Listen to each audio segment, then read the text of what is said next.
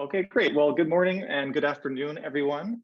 And thank you again, Carla, for the introduction. And thank you to Canada's History for inviting me to speak today. And thank you all for being here. It's really an honor.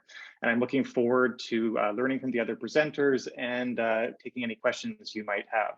So as we said in the introduction, my name is James Miles, and I am currently a visiting assistant professor of social studies education at Teachers College here at Columbia University. But formerly, I was a secondary school social studies and history teacher primarily in West Vancouver, British Columbia for about 10 years. And while my research, while I live in the United States right now, my research is very much focused on how teachers and young people in Canada are making sense of historical injustice and how history learning might be oriented towards reconciliation and justice. So I've entitled my talk today, Approaching Difficult Histories in Canada. And I begin this talk with this image from the protests that emerged in the wake of the murder of George Floyd in 2020. And in this case, the photograph from Montreal and the statue of John A. Macdonald that eventually was torn down by protesters. And this movement, among many others, has sort of brought important attention and questions to the role difficult histories play in Canada and globally. And it raises these questions that I want us to keep in mind today about sort of why has this difficult past returned with such force in recent years, and what are educators and learners to do, and how should we respond to these difficult histories? Before I give sort of my more formal talk, I do want to acknowledge that I'm speaking to you today from the traditional ancestral homelands of the Munsee Lenape people here in what is now New York City. As a settler on this land, I'm aware of the legacies of settler colonialism and how they continue to impact Indigenous peoples and nations across settler states. And I really orient my work towards thinking about the ways education might be directed towards justice and reconciliation. My talk this morning is primarily going to be about thinking how we might define what makes a difficult history difficult. So the key questions my talk is thinking about is what makes some histories difficult? And as Carla mentioned a few minutes ago, difficult for whom, right? We may think about difficult histories as impacting different peoples and identities differently, and how does that matter in different places and through different moments in time? And third, what challenges and opportunities do difficult histories present educators and learners in Canada? My research is very much thinking about what does this mean for the classroom? What do we do in social studies classrooms at all ages in thinking about difficult histories and responding in part to the protests and movements towards historical justice, right? And there's so much for discussion in recent years, and this image on the screen is the statue of Macdonald that was taken down and removed in Kingston, Ontario. And how might we engage students and others in museums and other settings about these sort of commemoration controversies? Before defining what difficult history is, I think it's important to note that there's a lot of overlapping concepts here. And I'm going to be using many of these sort of interchangeably, but I do want to note that we have this term hard history, which is the sort of title of this session today. And hard history is the term that primarily is, I think, used from the Southern Law Poverty Society in the US to talk about slavery, but it has sort of entered other contexts as well. I primarily will use this term difficult history and historical injustice interchangeably, but there's also these other terms out there such as controversial history or difficult knowledge, which sometimes has more of a psychoanalytic bent, which we're not going to go into today, and also this idea of sensitive pasts. So I just want to acknowledge that there are these differences, but I'm going to be mainly focusing on difficult history. So the question then is, what is difficult history? And here I draw from the work of Terry Epstein and Carla Peck, one of our MCs, who write that difficult histories are historical narratives that incorporate contested, painful, and or violent events in regional, national, or global accounts of the past.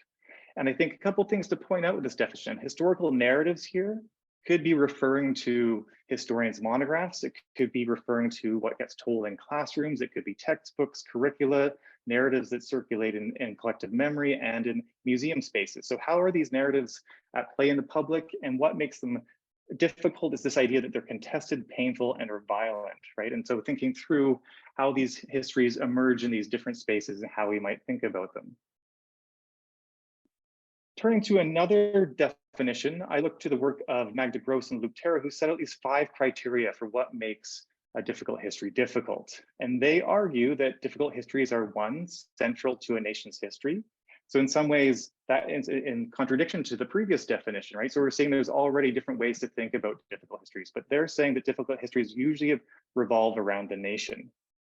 Secondly, difficult histories tend to refute broadly accepted versions of the past or stated national values, right? So we might think about sort of dominant narratives or national values of what it means to be Canadian, and think about some of these debates that have been going on about, how we should remember figures like John A. Macdonald or Egerton Ryerson, and in what ways are difficult histories refuting accepted versions or stated values. Third, difficult histories connect with questions or problems facing us in the present.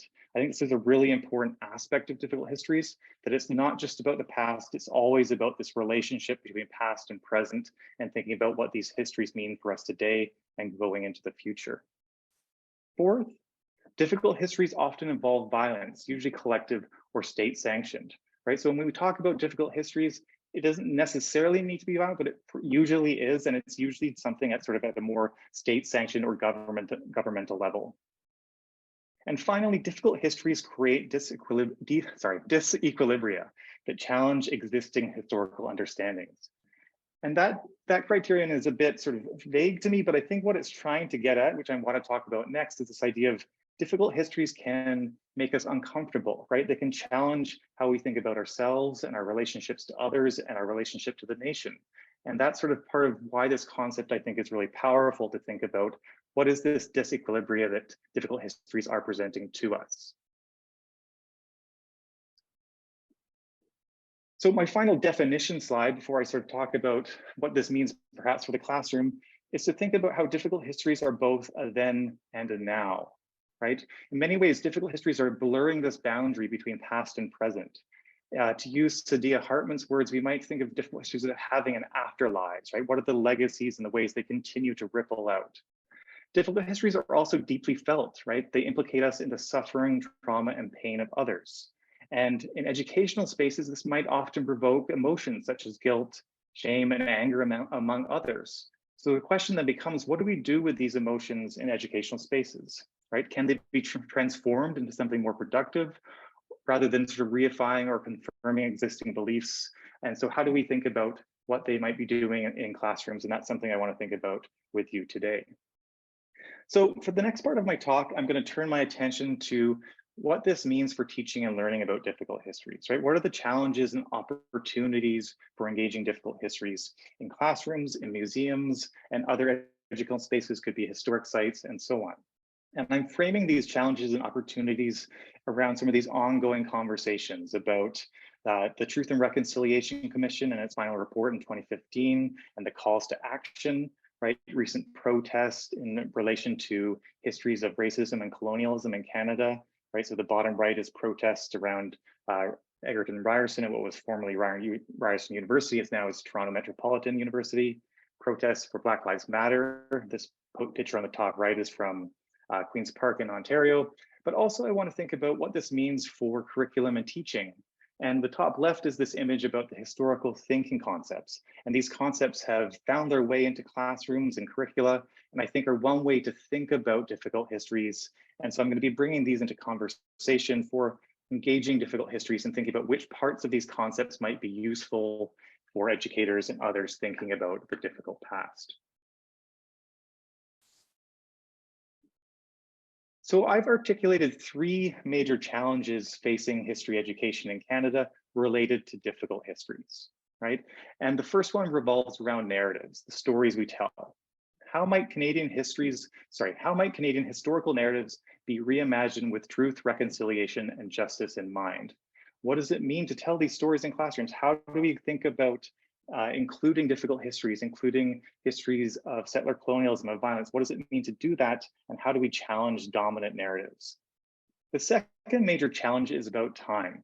How can we think about avoiding turning difficult histories into what is sometimes called sad chapters in our history, right? So this is a question of temporality and thinking about how we organize and also how we talk about time, right? So thinking about injustices is not just being about in the past, but also, of course, having legacies into the present. And third, identity, right? What does this mean for each of us? How might educators and learners ethically reflect on their individual and collective identities? And how are they implicated in historical injustices? And how might they be implicated differently in historical injustices depending on who they are and the histories and the groups they identify with? So these are sort of the three big challenges I'm framing this discussion around. And now I'm going to talk about each one of these in a little bit more depth and raise some questions, but also some opportunities for what this might mean for teaching and learning. So the first challenge and opportunity I want to explore is this one around narratives. And I'm going to use the concept of historical significance as one way to think about this. Right, so historical significance is a concept that asks us, how do we decide what and whose stories to tell, right? Whose stories we tell in classrooms and museums and public sites of history. At the same time, we have to keep in mind, as Michel Rolph-Trouillot does, that history is always about power, and the stories that get told really are about the ways power operates in history and the silences of the past, right? And Trouillot's work tells us that history is silenced in multiple ways. It's silenced in the archives, it's silenced by governments, and it's silenced by historians, right? So how might we bring silenced histories to the forefront, to light, to tell the truth of the past? And how might we include those histories within the stories that get told in sort of these formal history education sites and schools? So I see this as kind of a tension between, well, part of it's about inclusion and representation, right? Including these stories into curricula, into textbooks, ensuring they're taught, and ensuring the histories of marginalized, racialized, and Indigenous peoples is included in these formal sites of learning. But I would also argue that that's not enough, that inclusion is not simply the end of this discussion. We need to think about if that inclusion actually is challenging or changing the dominant narrative nation building that is often at play in these sites of history learning.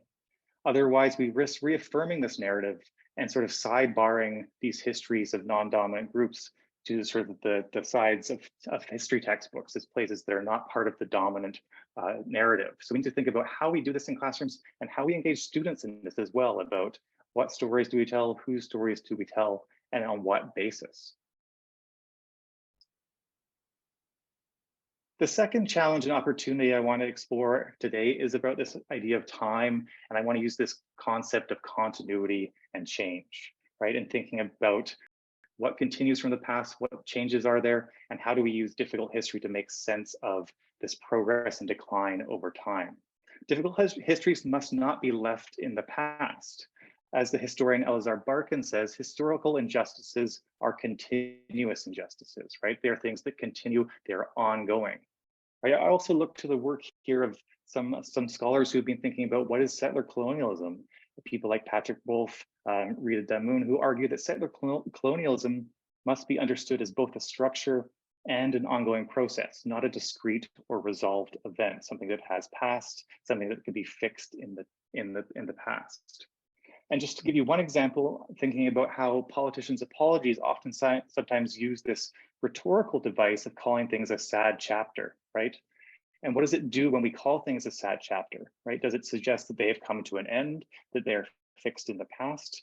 And it's not to say that these things should be ongoing forever, but we need to consider who gets to decide how and what redress and reconciliation might look like, and on whose terms.